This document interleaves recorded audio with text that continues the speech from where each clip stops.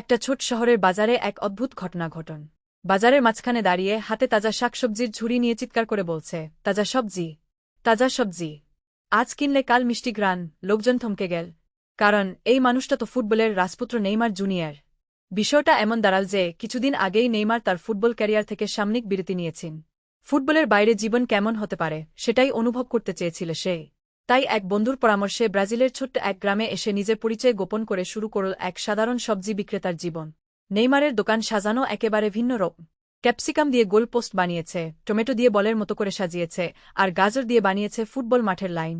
এই আকর্ষণীয় আইডিয়ার জন্য সবাই তার দোকানে ভিড় জমায়। একদিন এক শিশু তার কাছে এসে বল, আপনি নেইমারের মতো দেখতে। নেইমার মুচকি হেসে বল, হয়তো তোমার ভুল, তবে ফুটবল খেলতে জানি। বাচ্চারা বল, তাহলে খেলুন আমাদের সঙ্গে। নেইমার রাজি হয়ে গেল। বাজারের পাশে ছোট মাঠে শুরু হলো খেল। নেইমারের নাচানাচি দেখে সবাই হতবাক।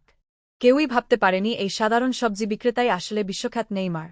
সন্ধ্যায় সবজি বিক্রি শেষ করে নেইমার বল, আজকের অভিজ্ঞতা আমাকে শিখিয়েছে যে সাধারণ মানুষের জীবনেও আনন্দের কমতি নেই। ভালোবাসা আর ছোটখাটো খুশিগুলোই জীবনের আসল সৌন্দর্য। এরপর নেইমার আবার ফিরে গেল তার ফুটবলের জগতে। কিন্তু সেই ছোট্ট বাজারের মানুষ এখনও বলে, আমাদের নেইমার ভাই শুধু ফুটবলের তারকা নয়, তিনি আমাদের হিত।